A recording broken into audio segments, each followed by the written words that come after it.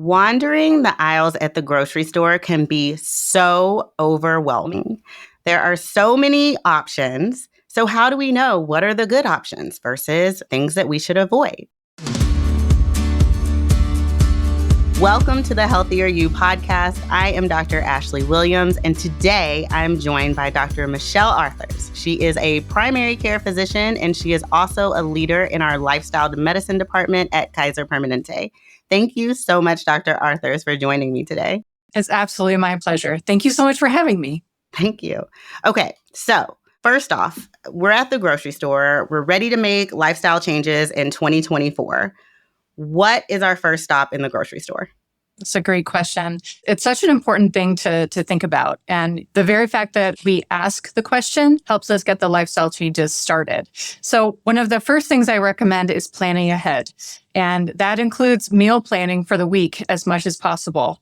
Schedules are crazy. Kids have sports. We have multiple responsibilities. If we can sit down at some point before our work week starts and plan out our meals, that gives us a chance to look through our pantry, look through our fridge to see what we already have, and to make a plan with a full meal plan for the week before we head to the store. That helps us stay on track. Okay, great. All right. So I'm headed to the store and I have a plan. Yes. So I get to the grocery store. Now, where do I go? All right. Where's my first stop? Wonderful. Oftentimes in the grocery store, we are greeted by the beautiful produce section, and that's a wonderful place to start. One thing I definitely would like to suggest before you actually walk into the grocery store with your meal plan and your list, that you have your do list, the list of things that you know you want to buy, and your don't list or do not buy list. And writing something down like this can help us stay committed to these changes. For example, put something like chips on the do not buy list if part of our commitment is decreasing the amount of salt that we take in. Or perhaps it's soda. We're going to stay out of that aisle and eliminate that source of excess sugar in our diet. So that being said, head on into the produce section. And what I'd like to think is also about our grocery cart geography. Okay. So we have a cart in front of us that has compartments sometimes, but there's always a little compartment at the top. And if we don't have a kiddo with us, then that department is available to us. Some grocery stores have the full-on large cart. Some have smaller carts with two options, two sort of smaller trays, top and bottom.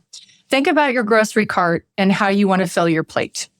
What I'd encourage folks to do is when you think about your plate, you're thinking about that big section is full of produce, of vegetables. And luckily, you're going to head to that section in the very first part of your trip. So that should be the biggest component of what you fill your cart with. Okay. The smaller components we'll talk about, but also the protein and the carbohydrates. And that brings me to the top part of the cart. If there's something sweet or savory that's on your list and you can't get on your do not list, it should go in the smallest section of your cart so that you're not compelled to think that you need more than what can fit in the smallest part of your cart. What do you think about that? I love it. I've actually never thought of having a don't list on my grocery shopping list. Like I always have this is what I need from the grocery store and this is what we're preparing for meals this week and let's try to meal prep. But I'm never don't buy the chips. Yeah. Don't buy the Oreos. Yeah. That's a really great tip. Okay, so we go in. Yes. We are shopping the perimeter. That's where we know all the healthy foods are. What are your thoughts on packaged food options? I like to think about going to the grocery store as almost there's one of those caution signs, those yellow triangular signs that we should be looking at before we walk in. And when it comes to packaged foods, it's really important that we don't look just at the front because sometimes the packaging can be very deceiving. And of course, very appealing because those food producers are hoping that we buy their selection. Right. What we want to make sure that we do is we turn that product around and we become familiar with the food label. Okay. Now, this doesn't have to take a long time, and practice of looking at this and reading this and understanding this helps us do it more quickly so we can also be efficient at the grocery store and get on with the rest of our lives. What we want to look for on the food label is, of course, the total calories. And then we want to look towards sort of the more dangerous items, things like saturated fat. And that's usually at the top of the list of the food label below the total calories. As we look down through the food label, we also want to pay attention to total sugars, And included in that is added sugars, along with the fiber content and the vitamins that may also be included on that. Now, one last component, which is really important, is salt. And when we think about the salt content, it is given to us in the percentage of what's recommended on that food label. We can also do ourselves a favor if we look for products that say no salt added or no salt. From my standpoint, it's been wonderful to see food companies introducing more and more of these options. Yeah. 10 years ago, we didn't really see no salt. Right. 10 years ago, we didn't have those options. Right. So it's good to hear that the food industry is listening to us. Yeah, I think they're responding to us, right? Yes. People want to have those options and they're looking for those options when they go shopping. Yes. So if you don't have it, then I'm going to look elsewhere. Yeah. With good reason. Right. With very good reason. Right. I love it. So at our house, we use a lot of frozen vegetables, especially the steamables. I love a good steamable because you can pop it right in the microwave in about 6 to 7 minutes. You have fresh vegetables. What are your thoughts on canned foods versus frozen foods, fruits and vegetables? Yeah, it's a great question. We're big fans of frozen vegetables also. And I have to say, it helps not waste food.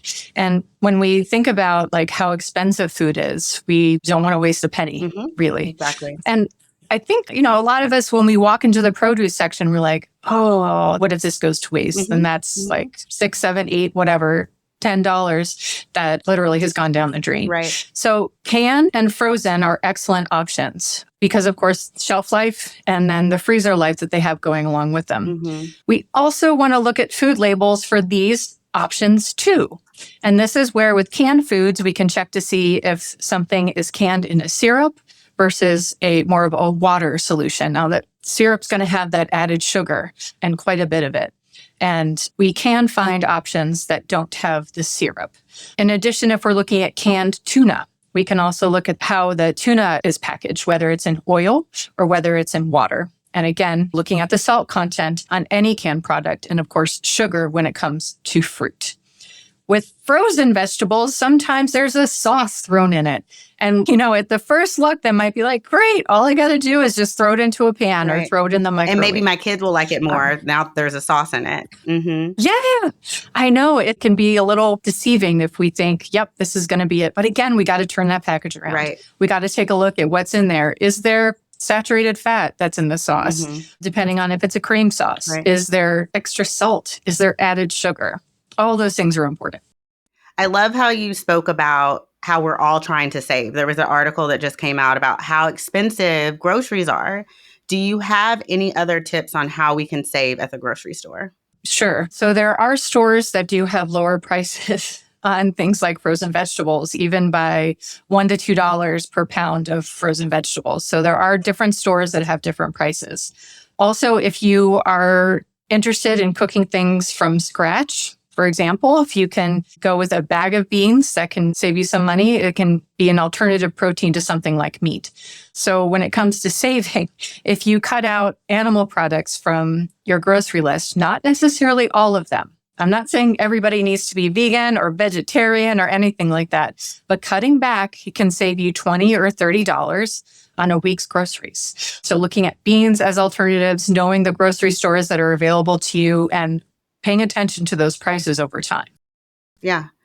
Well, thank you so much, Dr. Arthurs. This is all really great information. And it sounds like there are a few takeaway tips that we can have when we go to the grocery store. One is make a list, right? We want to write down what we should be shopping for, but also write down some don'ts, some things that maybe we should try to avoid as continued motivation on shopping healthily at the grocery store. 2, eat first before you go to the grocery store. If you go there hungry, you're more likely to pick up those things on the don't list. 3, stick to the outside aisles. We know that on the perimeter, that's where we can find the healthier food options. And 4, check those nutrition labels. In the beginning, it may feel overwhelming, like how much sodium should I be taking in? How much sugar is in each of these items? But if you do it more and more over time, it can become a lot easier. 5, also try these frozen options. They can be ideal for cheaper options, but also healthier options. And 5, try buying in bulk. If you buy a lot of items at the same time and know that you're going to cook them, you can also help save money. All right. So for more tips from our doctors and other healthy living advice, visit kp.org/doctors and listen to more episodes of Healthier You podcast wherever you get your podcasts. And please be sure to share it with anyone that you find would find this helpful. Thank you from all of us at Kaiser Permanente. Be well.